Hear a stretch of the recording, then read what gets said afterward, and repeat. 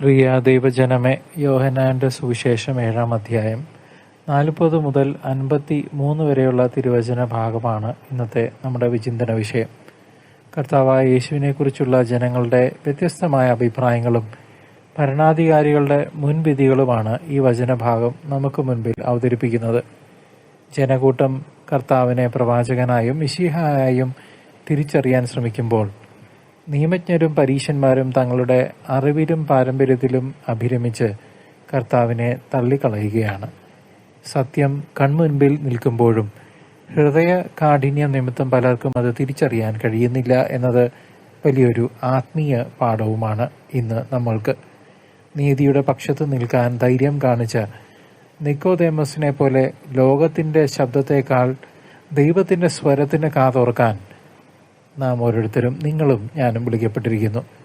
ഈ വചനഭാഗം നമ്മുടെ ചിന്തകളെയും ബോധ്യങ്ങളെയും വിശദീകരിക്കട്ടെ. കർത്താവായ യേശുവിനെ പൂർണ്ണമായി അറിയണമെങ്കിൽ നമ്മുടെയൊക്കെ മുൻവിധികളെ നാം ഉപേക്ഷിക്കേണ്ടതുണ്ട്. നിയമം പഠിച്ചവർക്ക് ലഭിക്കാത്ത ഉൾക്കാഴ്ച സാധാരണക്കാരായ ഭടന്മാർക്ക് ലഭിച്ചത് അവരുടെ ഹൃദയം തുറന്നിരുന്നതുകൊണ്ടാണ്. തുറവിയുള്ള ഹൃദയമാണ് ഇന്ന് കർത്താവ് നമ്മിൽ നിന്ന് ആഗ്രഹിക്കുന്നത്.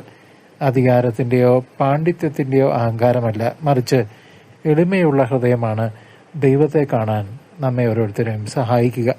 മറ്റുള്ളവരെ വിധിച്ച് തള്ളുന്നതിന് മുൻപ് സമാധാനത്തിൻ്റെ വഴികൾ തേടാൻ നാം ഓരോരുത്തരും കടപ്പെട്ടിരിക്കുന്നു. സത്യം ആത്യന്തികമായി വിജയിക്കുമെന്നും ദൈവപുത്രനായ യേശുവാണ് ഏക രക്ഷകനെന്നും ഉള്ള തിരിച്ചറിവ് നമ്മുടെ ജീവിതത്തെ നയിക്കണം.